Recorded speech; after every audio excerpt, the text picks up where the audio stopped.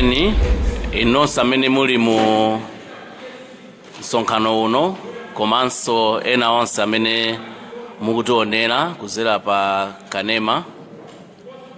Tabwera pano ndi cholinga chokuti tikufotokozereni zomwe ife a Malawi Revenue Authority mogwirizana ndi a business komanso a Malawi First zimene takhala kukambirana ndi zimene tagwirizana. Ndiye mwina tisanayambe zonse ndipemphe kuti anzanga amene ndinawo kusogolo kuno azitchule zina. Poyamba ineyo ndine Steve Kapoloma kuchokera ku Malawi Revenue Authority. Ine ndi Bon Kalindo, President wa Malawi First, the people first. Owen Lero, amene ndikuyimira onse a business. Zikomo kwambiri. Mwina tafika bwanji pano kufika mpakana pamene tilipa. Poyamba timafuna kusimikizireni kuti takhala ndi meeting yomwe inachitika zulo mogwirizana ndi a DC abwanamkubwa a mzinda uno wa Lilongwe, ndipo meeting imeneyo titakhala nayo abwanamkubwa anatipempha kuti inu a MRA bwanji mukhale pansi ndi a Malawi First kuti muone kuti kodi pamene pachoka nyanga ndi pati.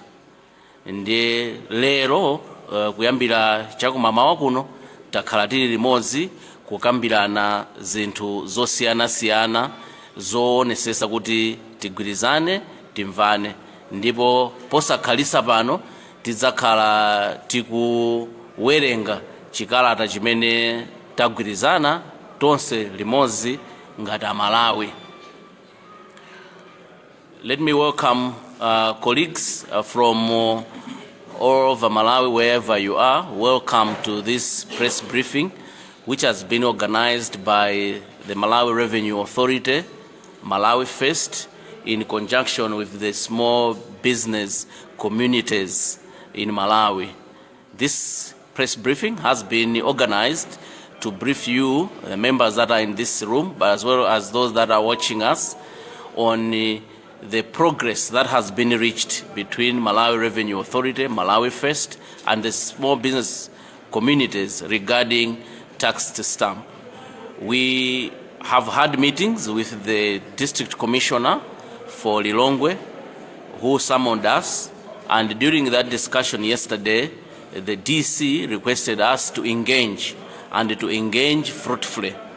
And this morning we have had meetings to look into this issue of tax stamp, and we are now here to be able to give you the resolutions that have been made in that particular discussion.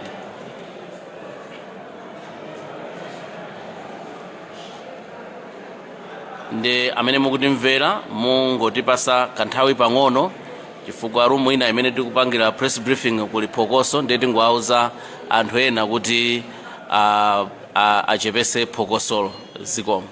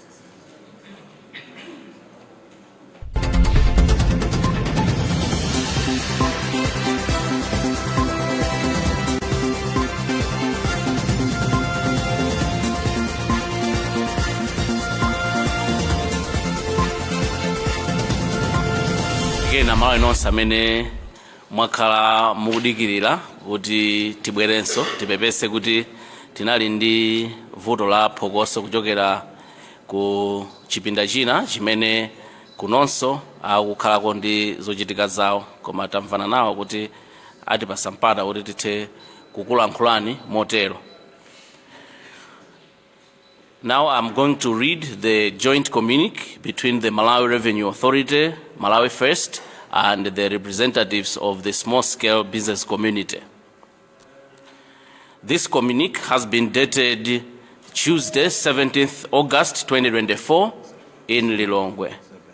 7th August, let me repeat, date is Tuesday, 7th August 2024, Lilongwe, which is today. A joint meeting was convened between the Malawi Revenue Authority, Malawi First, and a representative of the small-scale business community to address challenges faced by the sector in the implementation of tax stamp. The following resolutions were adopted. Number 1, the meeting recognized smuggling as a significant problem impacting small businesses, public health, through consumption of smuggled, counterfeit, and hazardous products, and collaborative efforts involving MRA, Malawi First, and the businesses and other stakeholders are crucial in combating this challenge. Number 2, the role of tax stamp should be limited to identifying goods that have been cleared through customs and meet the quality standards. Their application should be restricted to specified excisable goods and should not impose undue burden on small-scale businesses in terms of cost and administrative complexities. Number 3, that all small businesses under the simplified trade regime will only be allowed to affix tax stamp until all administrative concerns have been addressed by MRA. Number 4, a meeting should be convened between the Ministry of Finance and all concerned parties to discuss policy issues related to tax stamp implementation. And finally, that in light of the agreement reached, the planned demonstrations to MRA regarding implementation of tax stamp are hereby called off. However, if these resolutions are not upheld, then the right to protest is reserved. The parties to the communique commit to working together to implement these resolutions and address the challenges by the small-scale business community in the implementation of tax stamp. And this communique has been signed by the President of Malawi First, Mr. Kalindo, Owen Bell, the representative of all small-scale businesses in Malawi, and myself representing the Malawi Revenue Authority. Amainde abambo, mundilole kuti tifotokoze chimene tagwirizana pa mkumano komanso zokambirana zimene zakhala zikuchitika kuyambira mamawa kufika mpaka nthawi ino. Nde ife ngati MRA komanso Malawi First komanso a business tagwirizana zinthu izi ndipo zalembedwa motere. Chikalatachi chalembedwa lero lachiwiri pa 7 August 2024 kuno ku Lilongwe. Meeting yomwe inachitika pakati pa bungwe la Malawi Revenue Authority, bungwe la Malawi First, komanso oyimira ama business ang'ono kukambirana za mavuto amene anthu akukumana nawo pa nkhani ya tax stamp. Ndipo izi ndi zimene tagwirizana. Number 1, kuti nchitidwe wozembesa katundu mdziko muno ndi chitidwe woyipa kwambiri, omwe ukupangisa kuti ama business ang'ono aziponderezedwa pansi, komanso kuti anthu Malawi muno azigwirisa ntchito kapena kugwirisa kutenga zinthu zokuti zikhoza kuononga miyoyo yawo. Pa Chingerezi tikunena kuti counterfeit komanso hazardous products. Ndipo pofuna kuthana ndi mchitidwe wa smuggling wozembesa katundu, pakufunika mgwirizano wa mphamvu pakati pa bungwe la MRA, a Malawi First, a business ang'ono komanso ndi anthu ena kuti vuto limeneli tithane nalo. Chachiwiri, kuti ntchito ya tax stamp ikhale ngati chizindikiro chokuti munthu amene wabwera pa boda wapitika msonkho azikhala ndi stamp. ndicho linga chokuti wina aliyense amene sanazere pa boda osapereka stamp aziziwika. Tanthauza kuti stamp chikhale chizindikiro chokuti munthu ndi wokhulupirika, ndi mbado ya mdziko muno, ndi wa business ndipo wakhulupirika pa msonkho. Ndicho linga chokuti anthu amene akuyenda zamadulira amene wowo akhale kuti aziwika ndipo akukhawulisidwa posata malamulo. Ndipo pa stamp chisakhale chipinjo kwa ma business ang'ono momwe kuti azipita patsogolo azipezeka soto akulowa pansi. Ayi, ndipo zimenezi zikuyenera kuti zikhale motero. Tax stamp ithandize business ang'ono kupita patsogolo chifukwa ithese smuggling, kuti ama business apeze mtendere pa ma business awo. Chachitatu, kuti ama business ang'ono amene ali pa simplified trade regime amene wawa azayamba kudula msonkho ndi kumayika pa stamp, mavuto awo onse amene akhala kuti pasa ife ya MRA tikakhala kuti taunika ndipo tapanga address kapena kuti tasolve mavuto awo onse. Number 4, pakufunika kuti pakhale meeting pakati pa unduna wa za chuma ndi onse amene akukhuzidwa ndi tax stamps kuti akaone zina ndi zina za amene malamulo a tax stamp alili pa Chingerezi tikuti policy issues, kuti akaone zimenezo ndicholinga kuti zikonzedwe. Ndipo posiriza kuti potengera mgwirizano umene tapangawo ndi kuti ma demonstrations amene anakonzedwa okhuza ma tax stamp opita ku MRA amenewo alephereka kapena kuti sachitika. Koma ngati patapezeke kuti zimene tagwirizanazi zaponderezedwa munjira ina iliyonse, ma demonstration iwo azachitika msogolo muno. Ndipo kalata imeneyi amene asayina ndi a Bon Kalindo omwe ndi a president a Malawi First, a Lero omwe akuyimira ama business ang'ono Malawi muno, ndi ineyo Stephen Kapoloma kuyimira bungwe la Malawi Revenue Authority.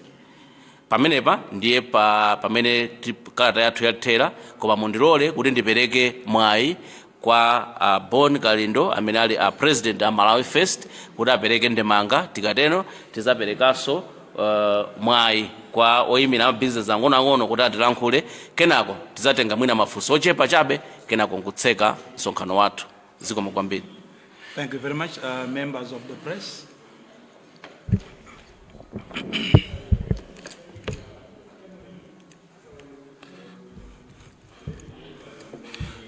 Thank you very much, members of the press, ladies and gentlemen. Just to add to what Steve has said, this is exactly what we have agreed this morning. And as Malawi First, we are equally happy with the steps taken. And this is the right direction towards having a better Malawi. We should thank MRA for taking heed of the people's concerns, because this is the Malawi that we have, and if Malawians are suffering, authorities must listen. So we want to thank MRA for taking heed, for listening to the suffering. We will be going home a happy group because of what has happened today. And I just want to stress on the demos. We have cancelled going to MRA. Remember, we had a number of issues that are affecting Malawians, issues to do with the NRB, issues to do with the arrest by the police, political arrest. So since we had a meeting already in Blantyre, a stakeholder meeting where Blantyre District Council allowed us to go ahead with the demos, I want to announce here that as Malawi First, we'll go ahead with the Blantyre demos. The only change is that we are not going to MRA offices. We'll go to the DC's office to deliver our petition regarding the remaining issues. Ndithokoze kwambiri Steve Kapoloma chifukwa chondipasa mpata umenewu. Zimene alankhula ndi zimene tagwirizana mama wawo, ndipo ife Malawi First ndife anthu okondwa kwambiri kunena kuti MRA amvesera kulira kwa Malawi makamaka pa msonkho umene anaukazikisa umene ndi uphinja kwambiri a Malawi makamaka a business zing'ono ife tili okondwera kwambiri kuti a MRA amva kulira kwa anthu. Izizi ndi zimene zimafunika Malawi muno, Malawi wathu ndi yemweyi, ndipo ngati anthu akulira akuyenera kuti anthu akuluakulu kumene kumabwana azimva chifukwa ali maudindo awo chifukwa cha ife. Choncho kulira kwa anthu a business kunali kofuula kwambiri poganizira ndi mmene ilili economy ya ziko komanso kuti misonkho ndi yokwera kwambiri. Choncho andale asakusokonezeni inu a MRA, andale akuyenera kuti azipanga zawo za ndale, inunso muzipanga zanu zotolera makobiri chifukwa mmayenera muzitolera makobiri amene mapeto ake azathandize ziko lino kugula mankhwala muzipatala, kukonzera misewu, kupanga zofunikira zosiyana kuti ziko lathu litukuke. Pa ichi ife a Malawi First tizipita ku nyumba tili wokondwa kwambiri. Komanso ndinene kunena kuti ife a Malawi First talepheresa mademo opita ku MRA offices chifukwa aliko wantongwetongwe ena amene amangomva molakwika ndikumanena kuti mwina ife tadya ndalama. Ife timapanga mademo athu mosatira malamulo a dziko lino, ndipo sitimangopanga mademo chifukwa chongofuna kupanga mademo, koma timabweresa real issues. Apapa tithokoze timu yonse ya Malawi First komanso inu MRA komanso a business kuti titakhala pamodzi tabwera ndi solution imene yokuti iyakomere eni yake opanga business. Koma chifukwa cha ichi nekuti mademo athu alipo makamaka nali ndi stakeholders meeting imene anatirola mwina chimene chingasinthe ndikupita ku MRA koma tikipitano kwa DC akuno ku Lilongwe tawayimisa chifukwa talephera kukhala ndi stakeholders meeting ndi a DC. Sitipanga malamulo mademo mosasatira malamulo. Ichichi a Malawi amene mukutimvera mumve kunena kuti mademo aku Blantyre alipo mawa, kaya ena akonza ziwembu kaya sana konze ziwembu, koma mademo alipo chifukwa ndi ufulu wathu okuti tipange zionesero pamene taphinjidwa. Pali maishu ngati a NRB amene akukondera kulemba anthu chanzika ku Central Region komanso ameke tikuwapempha kuti ayang'anirenso ndondomeko yolembesera anthu amene ali ndi kuthekera kokavota. Komanso apolisi asiye nchitidwe omangomanga anthu chisawawa nkhani za ndale, kummanga munthu kunzimba kuzamusiya kuno ku Lilongwe, kummanga munthu ku Blantyre kupita naye ku Nzuzu, kummanga munthu ku Nzuzu kubwera naye ku Lilongwe. Tikuona ngati mu democracy ndi zinthu zolakwika kwambiri. Choncho mademo alipo pokhapokhapo kunena kuti nawonso apolisi komanso kapena aboma NRB ndi meki achite address ma issues amene koma athokoze Malawi Revenue Authority mwaonesa kuti ndino a Malawi zikoma kwambiri.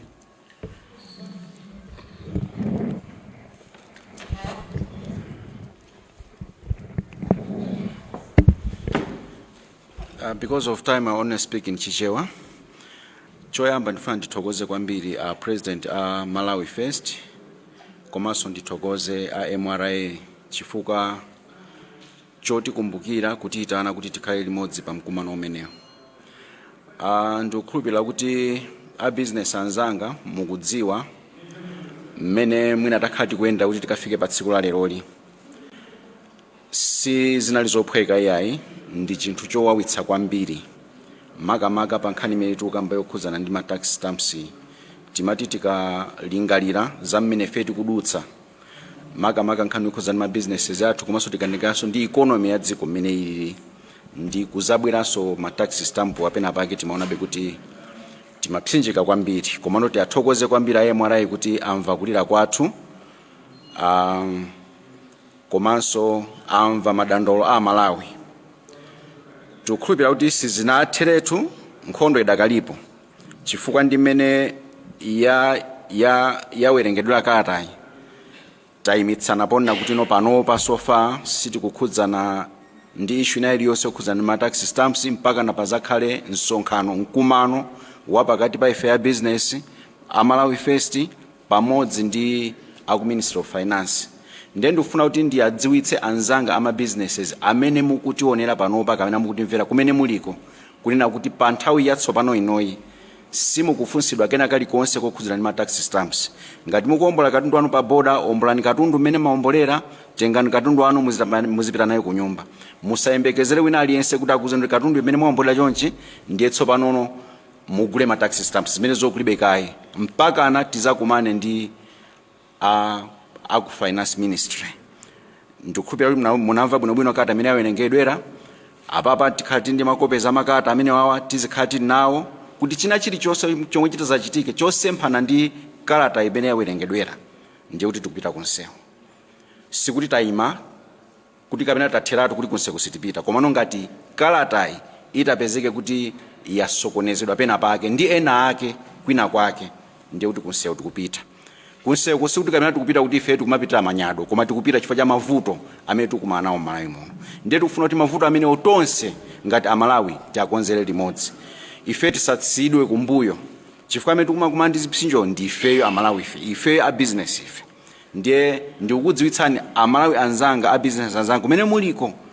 kaya panopa muli pa boda kaya muli pafupi mwina kuti mufike pa boda kaya mukukonzeka zoti mpite mukagule katundu kagule ndithu katundu mukafika pa boda ombolani katundu anuyo koma musagule tax stamp ina iliyonse ndi zimene tagwirizana panopa mpaka ana tizakhale ndi mkumano kutsogoloko tikazakhala ndi mkumano tizakudziwitsaninso kuti panopa tsopano tino pa stage iyi kwatsopano mwina ndiyimire panopa ndikuthokozeni kwambiri azathu a Malawi ndikuthokozeni a Malawi First zikomo kwambiri.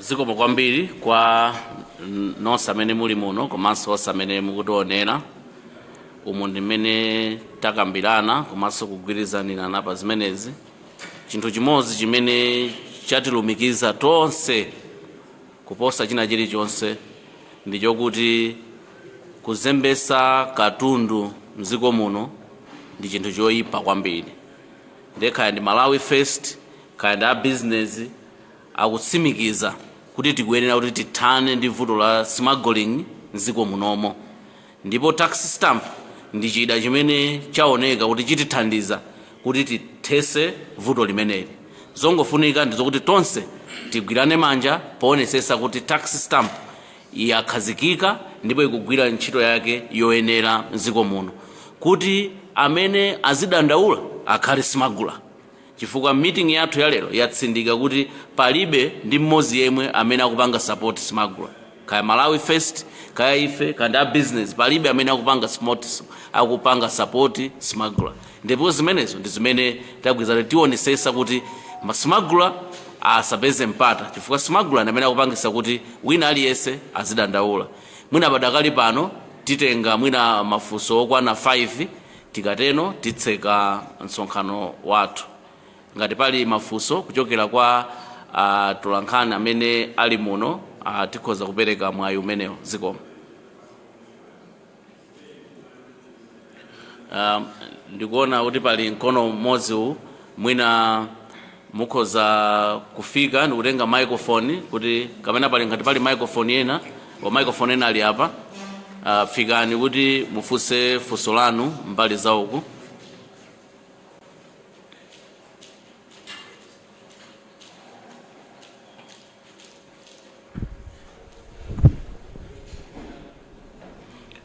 Muimepo kuti mwina amene akuoneranso azikuonera.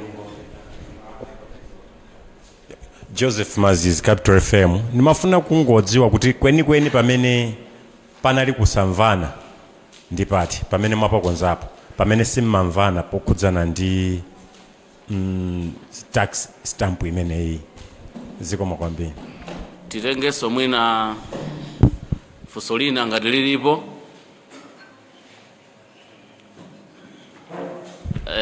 Timve. Dzina langa ndine Timothy Chifungo, Radio ABC. Nimafuna ndifunse kuti popeza mgwirizano mwanena kuti ukugwirizana ndi komiti ya ku Ministry of Finance tiyembekezere kuti mkumano wanu ukhalapo liti umenewo kuti mukambirane ndi ku Ministry of Finance. Yabwino. Zikomo ine dzina langa ndi Wezigausi ndachokera ku Times. Funso langa likupita ku MRA mwanena kuti msonkho umene wa stamp papa wayimitsidwa kaye. Nimangofuna ndidziwe kuti kodi zimene zizi sizikhuza katoleredwe kanu ka ndalama. mdziko muno chifoti nalembapo stole mbuyo mukunena kuti bungo la MRA silinapange bwino kota ina yake pa nkhani yotolera misonkho chifukwa dziko lino lilinso ndi zinthu zina zimene zimafunika ndalama monga kugula mankhwala komanso kulowetsa mafuta mdziko muno. Ngati MRA mubalansa bwanji ziwirizi kuti ndalama mutolere zokwanira komanso mwina misonkho imene kunenedwayi kuti yayimitsidwa zikomo. Zikomo kwambiri. Ndingoyamba poyamba nimafuna ndithokoze chifukwa cha mafunso amene mwatifunsa. Funso loyamba nalo kuti kodi pamene simmamvana ndi pati. Mwina sibwino kumafukula kuti kodi anthu koma tiziyang'ana pa chimene tagwirizana. Chifukwa chimenecho ndi chimene Amalawi akufuna. Osati tiziyang'ana pa chimene simmamvana. Chifukwa ndiye kuti tikufuna tikakulise mbuto imene si yofunika. Koma zofunika ndi zimene tagwirizana. Ndi chifukwa chake mu community yathu sitinathe nthawi ndi kumakamba kuti timasusana izi. Yeah.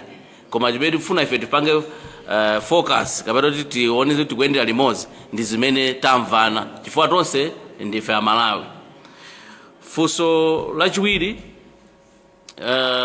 muna ndiyambika lachitatuli kuti kodi mwagwirizana kuti mwagwirizana bwanji zokhuza za mastamp. Ndimafuna ndinene izi kuti pamene tikupanga implement tax stamp pamakhala zinthu ndi zina zotumphuka zimene zimakhalapo zimene zili za administrative in nature. Ndi mmene tawerengera kalata yathu tanena kuti those administrative issues we as Malawi Revenue Authority we are committed to resolve them, and we are committed to resolve them. For example, anthu amanena kuti akufuna kuti ma stamp azipezeka pa border osati azikagula ku Lilongwe kapena ku Blantyre kapena ku Mzuzu kokha. Those are administrative issues. So what we are doing is to resolve all administrative issues. In the implementation of tax stamp, we have done the implementation at manufacturing level. We are now at the importers level. Even in those implementation of the manufacturers, we had administrative issues, and we were able to resolve them, and the tax stamp is fully operating. So we are also committed to listen to the concerns of the stakeholders and iron out the administrative issues, so that we are able to forge ahead as a community. Remember that the goal of tax stamp is not to penalize or bring penalties to the small scale business. The purpose of the stamp is for smuggling. And we know that once we have started implementing tax stamp at all levels, the smuggler will have no space. And that's our objective. So if we want to address smuggling in this country, we have to deal with the issue of smuggling by the introduction of tax stamp. The issue of meeting the targets.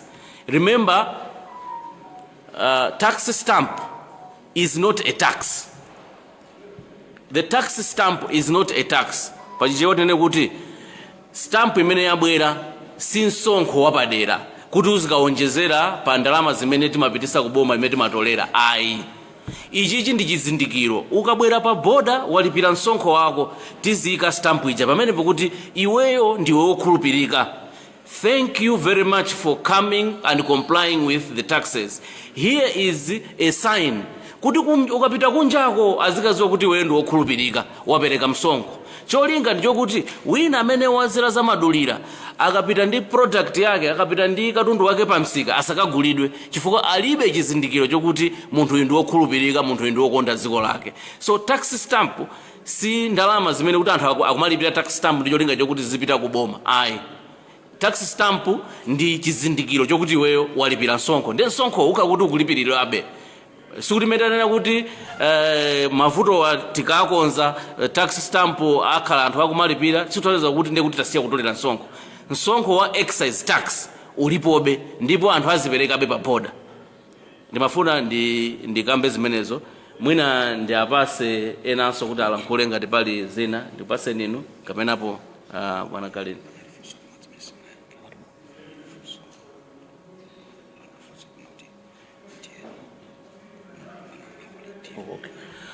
Panaliso amandikumbusa panali funso lokuti mu chikalata chathu tanena kuti pakuyenera kukhala mkumano pakati pa Malawi First business ifa MRA pamodzi ndi unduna wa za chuma. Mkambirano wathu tinaona kuti sibwino kupereka ultimatum funa mafuna date kuti within 10 days within no it is in the interest of the Ministry of Finance kuti tax stamps should be operational and should be operational to assist small business people. That's the objective of the tax stamp, because tax stamp ikubwera ndicho kuti ithandize ama business ang'ono ino mukuziwa kuti business ang'ono amabwera pa boda ndikulipira msonkho koma wasimago salipira msonkho. Ndi uyu amene walipira msonkhoyi ndi uja amene sanalipira onsewa akupita kukagulisa malo amozi. Mwachiziwikire ndi chakuti uyuyu amene walipira msonkhoyi sakapeza msika wabwino pamene pachi fa kuyenera kuti agulise mokwera kusiyana ndi wasimagoling. Ndi vuto limene tikuthana nalo ndi limene lolo ndi tikukhulupirira kuti wasimago tikangoti tamutsekera msika ama business ang'ono watsopano akhala kuti apita pamwamba chifukwa market yonse imene wasimago panopo akuti nanarapo paja pamene akunjoyapo pa msika paja tikhala kuti tamuchosapo.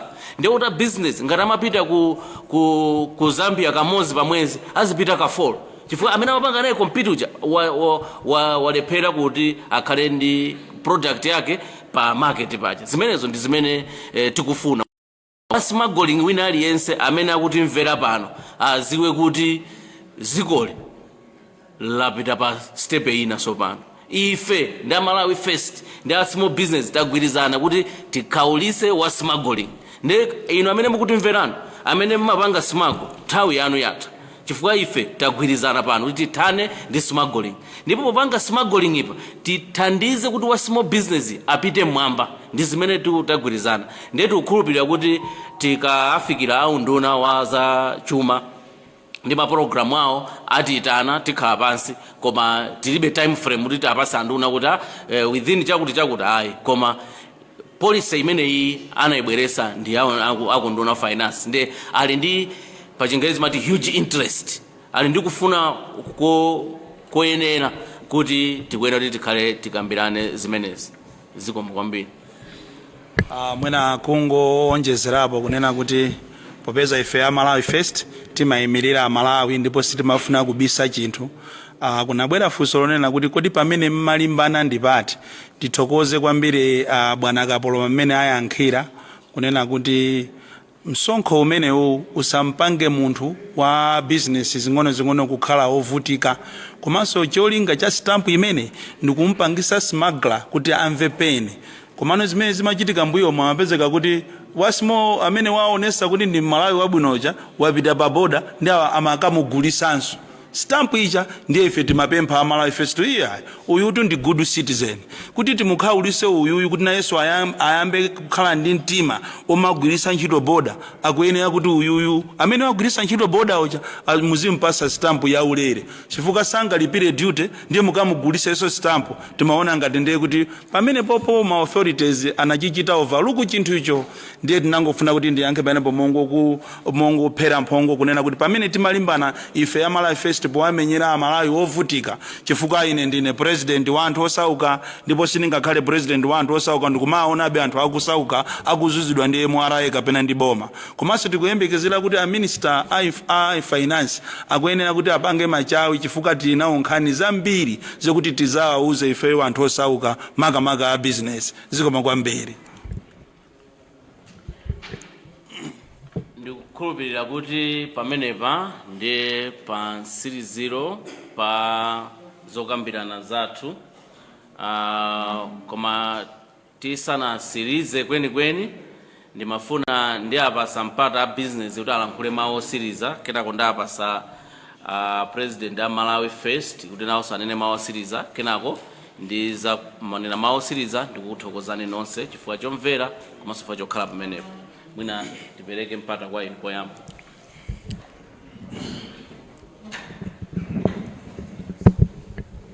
Ifeyo tu a business kwathu tikuthokoza kwambiri kuna kuti no munaitanitsa mkumano umene kuti kumane tikambirane tione kuti kodi pamene tingakonze ndi patipo.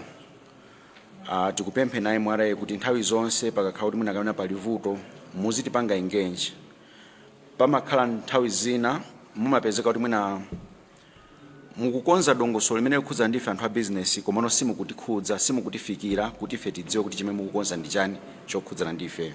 Nthawi zina muzititanitsa zinthu zinazi tizikonzera limodzi chifukwa amatoti mu umodzi muli mphamvu. Ndiye mukamatisiya kumbuyo inuyo ndikupanga zanu kumaofesiko nkuzangotidzidzimutsa pena pake zimakhanga kuti mwina simukutiwerengera yayi.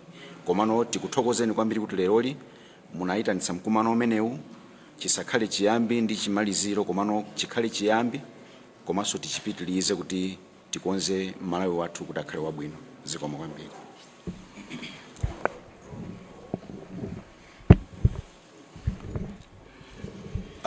Ndimangofuna ndipitirize kuthokoza makamaka ku MRA kunena kuti mwaonesa kuti ndinu asogoleri amene munalembedwa ntchito ndi cholinga kuti muzitumikira Malawi makamaka osauka. Zimene mwapangazi anthu ena ogwira ntchito za boma ndi mabungwe ena atengerepo phunziro chifukwa pali anthu ena otumbwa kwambiri amene samakhala ngati ndi a Malawi chikhalire icho azibale awo akuzunzika. Ndiye tikupempheni inu amene mukugwira ntchito mboma amene mukutumikira a Malawi kuti mutengere chisanzo chabwino chimene apanga a MRA aoneseratu kunena kuti amva kufuula kwa a Malawi, amva kudandaula kwa a Malawi, atuluka ndi kuyimisa chipinjo chimene chimavuta a Malawiyo. Ndiye sibwino kuti tizigwira ntchito momafuna kuti tizizuzana mu dziko la democracy. Tikupempheni ndithu muzimvera zimene akunena a Malawi. Ena mumadikira kuti pakana tipite ku nsewu ndiye tikapange zionesero kuti mwatumikire a Malawi. Kuli anthu a Malawi akuzunzika kunja uko, ena akutenga zaka 8 asanalandire ndalama yawo ya pension. Ena compensation imene sanalandire, maziphunzitsa akuvutika, manesi akuzunzika. And yet ife tinakhala pa maudindo amene kuti tiatumikire a Malawi. Dziko lino ndi lathu, tiyeni tikhale anthu ogwirizana, pakakhala nkhani tizikambirana monga mmene apangira a MRA. Ine ndikunyadireni kwambiri. Komanso ndikuthokozeni inu a business community. Mwaonesa makamaka inu a small scale businesses. Mwaonesa mtima wopanda mantha chifukwa ena amangolirira mmimba koma inu munatuluka noka mavuto ndi amenewa ataona lero zosatira zake ndi zimenezi. A Malawi kunja uko musamaope, dziko lino ndi lathu, ndi la democracy. Pakakhala mavuto phumbukani, tulukani, lirani kuti anthu asogoleri athu atimvere. Ine makamaka ino akapoloma ndikukuthokozani kwambiri. Mwaonesadi kuti ndinu Malawi weniweni pomvera mavuto awo.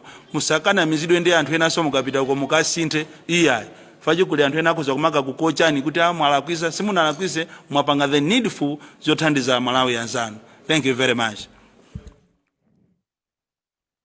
Zikomo kwambiri. Ndimafunanso ndithokoze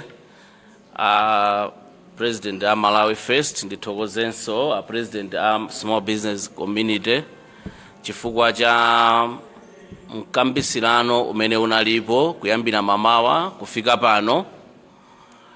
Cholinga cha mkumano wathu tinali kuti timvesesane, tiyendere limodzi. Komanso tidziwe kuti kodi mdani wathu ndi ndani. Mdziko muno tagwirizana kuti mdani wathu ndi smuggler amene akubweresa chitukuko pansi, amene akupangisa kuti mabusiness ang'ono alowe pansi. Mdani wathu si tax stamp ya. Ndani wa business awawa si tax stamp ya. Ndani wa Malawi First si tax stamp ya. Ndani wa tonsefe ndi smuggler amene amabweresa zinthu zoyipa ndikuzibweresa pa msika, anthu ndikumadya, anthu ndikumaonongeka nawo kumadwala nazo. Amene amabweresa zinthu osapereka msonkho ndikukalowa nazo pa msika, ama business ang'onowa ndikumakanika kuti agulise zinthu zawo pa msika. Tax stamp yabwera kulimbana ndi smuggler kuti tizitha kumuziwa kuti katundu uyu wabwera ndi smuggler, katundu uyu wabwera ndi mzimayi, wabwera ndi mzibambo wokhulupirika, wokonda dziko lake, ndipo tayikapo stampu pa katundu wakepo. Ineyo ndili wokondwa kuti tagwirizana motero kuti tiyendere limodzi kuti timenye nkhondo ya smuggling, chifukwa tax stamp sinabwere kuzaononga mabizinesi ang'onoang'ono ayi, yabwera kuzathesa smuggling. Ndipo pamene tikukamba panopo kwa onse amene ali masmagula ndikukhulupirira kuti akulira chifukwa akudziwa kuti sadaka imene yakhala kumadya nthawi yonse yatha tsopano, chifukwa tax stamp izioneseratu kuti katundu uyu ndi wa smuggle uyu.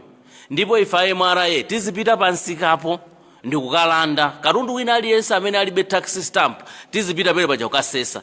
Cholinga ndi chani? Cholinga ndi chokuti katundu wa ma small business amene akubwera kuchokera kunja, munthu uja walipira msonkho, amene uja akhale ndi chizindikiro cha tax stamp. Tikatero ndiye kuti taakonda ama business athu azikhala akusangalala mziko mwawo, alipira msonkho, akhulupirika, katundu wawo akhala ndi tax stamp. Tikapita pa msika paja tizikampeza kuti tax stamp alipo ndithu.